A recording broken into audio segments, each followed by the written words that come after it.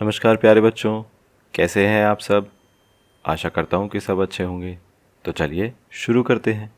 आज हम करेंगे वर्कशीट नंबर 166। ये हमारी इंग्लिश की वर्कशीट होने वाली है 10 फरवरी 2021 की। इधर बच्चे अपनी क्लास का सेक्शन, यहाँ पर अपना नाम और यहाँ पर अपने टीचर का नाम लिखेंगे। आज हम फिर से अपनी इंग्लिश की टेक्स्ट बुक मैरी गोल्ड से यूनिट 10 के chapter the ship of the desert से ये वर्कशीट करने वाले हैं। तो इससे पहले हम ये वर्कशीट शुरू करें, यहाँ पर हमें एक पैराग्राफ दिया हुआ है, आइए उसको हम पढ़ लेते हैं।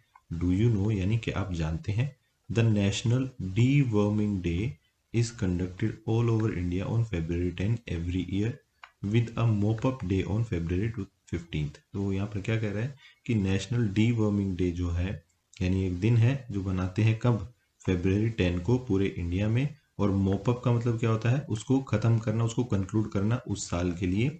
और मोपअप डे कब होता है, फेब्रवरी 15 को। तो फेब्रवरी 10 से लेके फेब्रवरी 15 तक इसको मनाते हैं।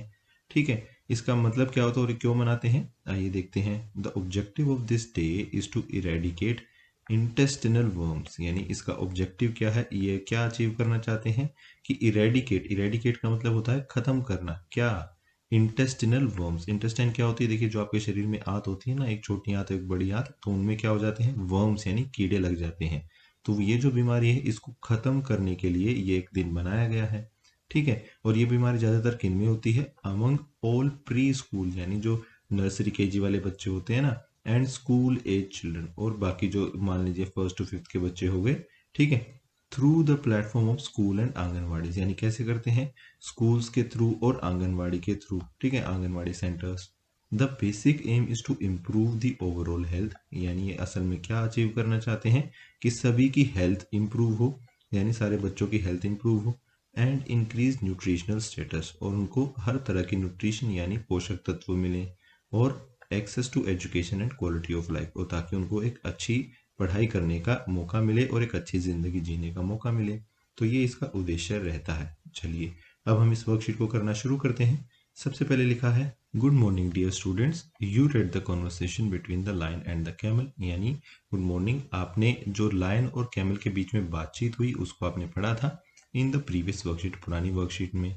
दे are fascinated by each other, और यानी वो एक दूसरे से क्या है, फैसिनेटेड, फैसिनेटेड मतलब आकर्षित, यानी वो एक दूसरे से बड़े प्रभावित हैं, आकर्षित हैं। कैसे, let us see what interest them, आइए देखते हैं कि उनको किस चीज में इंटरेस्ट आ रहा है। ठीक है, लायन वॉज रियली फैसिनेटेड, यानी उसको सबसे अजीब यानी आकर्षक चीज क्या लगी, by the camel and his hump, यानी उसको कैमल का और उसका हम्प जो है, उसका कुबड़ जो है, वो उसको बड़ा फैसिनेटिंग लगा। So he asked him about it, तो उसने उसके बारे में पूछा। कैमल टोल्ड हिम, और कैमल ने बताया, I store water and food in the hump, यानी वो अपने कुबड़ में, अपने हम्प में क्या रखता है, वाटर यानी पानी और फूड यानी खाना। तो अपने देखिए जैसे ये कैमल की फोटो है यहाँ पर, तो ये देखिए ये क्या है, ये कैमल का हम्प है, ये इसका कुबड़ है। ठीक है, ये तो दो हम्प वाला है, अक्सर एक हम्प वाले ही कैमल होते हैं। ठीक है, दो हम्प वाले बहुत ही कम कैमल होते हैं। तो क्या कह रहा है कि इस कुबड़ में, इस हम्प में क्या रखता है, पानी और खाना। देर आर नो लेक्स और रिवर्स इन द डेजर्ट, यानी डेजर्ट यानी रेगिस्तान में कोई लेक यानी झील और कोई रिवर यानी नदी नहीं होती। बट दैट नेवर बोदर्स मी, लेकिन उसको इससे कोई फर्क नहीं पड़ता। आई कैन कंज्यूम, यानी वो कितना खा सकता है, कितना ले सकता है, about 200 bottles of water in one go, यानी एक ही बार में पानी की 200 बोतल तक वो पी सकता है। Camel further added on by saying, और उसने आगे क्या बताया, I can stay without food and water for 2 weeks at a stretch, यानी वो एक बार में बिना खाने और पानी के लगभग 2 हफ्ते तक रह सकता है बिना कुछ खाए पिए। ठीक है, लाइन वॉज अमेज्ड, यानी लाइन अचंभे में आ गया, टू नो दैट, ये जानकर। He showed camel his feet and said, तो लायन ने अपने कैमल को अपने पैर दिखाए और कहा, माई पैडिड फीट, यानी जो उसके पैर होते हैं शेर के, वो बड़े ही गद्दमदार होते हैं। वो क्या करते हैं, protect me from thorns and I can run 80 kilometre per hour, और वो कितनी तेज दौड़ सकता है, 80 किलोमीटर यानी 80 किलोमीटर पर आवर की स्पीड से दौड़ सकता है। कैमल रिप्लाइड, यानी कैमल ने कहा, my padded feet help me to run even on hot sand at 25 kilometres an hour, लेकिन कैमल क्या बोल रहा है कि जो मेरे कदमदार पैर हैं वो क्या करते हैं, वो गर्म रेत पर भी मुझे 25 किलोमीटर पर आवर की स्पीड से दौड़ने में सहायता करते हैं। They both understood that their bodies help them to survive in their habitats. और ये बात उन दोनों को समझ में आ गई कि जहाँ जहाँ पर वो रहते हैं, ठीक है, तो उनके शरीर में जो भी चीज़ें हैं वो उनको वहाँ रहने में सहायता करती हैं।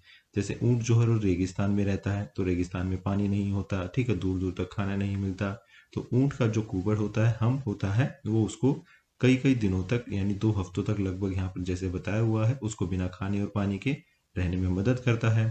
और उसके पैर जो है वो उसे गर्म रेत पर चलने में मदद करते हैं। वैसे ही जो लायन है वो जंगल में रहता है, ठीक है, तो कभी कभार उसको शिकार करने के लिए तेज दौड़ना पड़ता है, तो उसके पैर जो हैं वो उसको तेज दौड़ने में उसकी मदद करते हैं। ठीक है, चलिए आगे बढ़ते हैं। फिर यहाँ पर क्या लिखा हुआ है, hope you have enjoyed the story given above, यानी आशा करते हैं कि आपने ऊपर दी गई कहानी को एंजॉय किया होगा। Now let's try to find out answers to the following questions. आइए अब नीचे दिए गए सवालों के जवाब ढूंढते हैं। टिक द करेक्ट आंसर, यानी सही आंसर को आपने टिक करना है।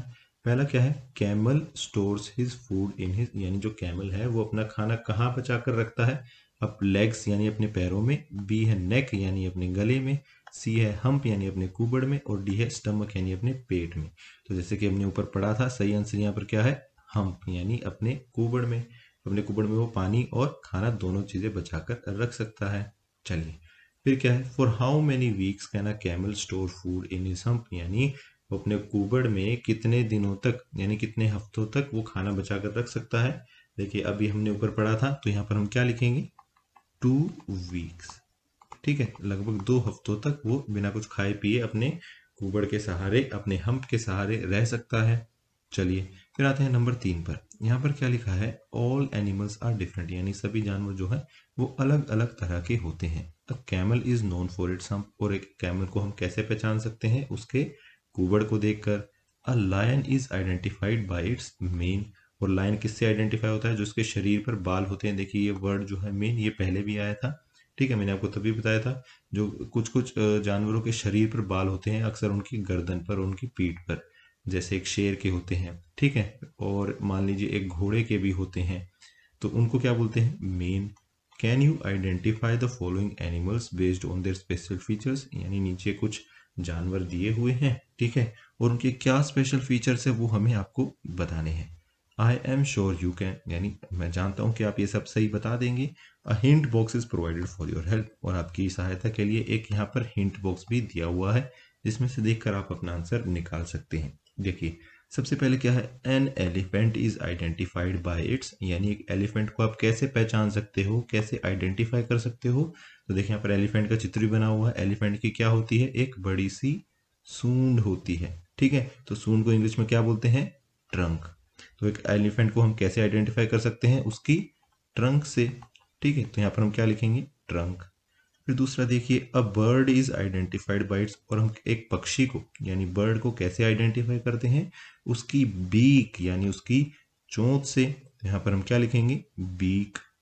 फिर आते हैं नंबर 3 पर। यहाँ पर लिखा है, a fish can be identified by its, यानी एक फिश को हम कैसे पहचान सकते हैं, उसके फिन से, ठीक है। फिन क्या होता है, जैसे देखिए पक्षियों के पंख होते हैं ना, वैसे ही मछलियों के भी पंख होते हैं जो उन्हें तैरने में सहायता करते हैं, तो उनको हम क्या बोलते हैं, मछलियों के पंखों को फिन बोलते हैं।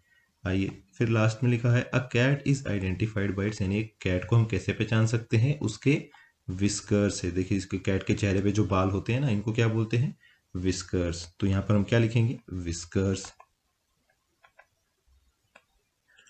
तो इस तरीके से आप अपने आंसर लिख सकते हैं। इसके अलावा आपको क्या करना है, आपको अपने इंग्लिश की वर्कबुक में से पेज नंबर 153, 154 और 157 भी करना है। आज की क्लास यहीं ख़त्म होती है। अगर आपके कोई डाउट्स हैं तो आप नीचे कमेंट सेक्शन में पूछ सकते हैं। कल फिर मिलेंगे, कुछ नया सीखेंगे। तब तक के लिए थैंक यू एंड जय हिंद।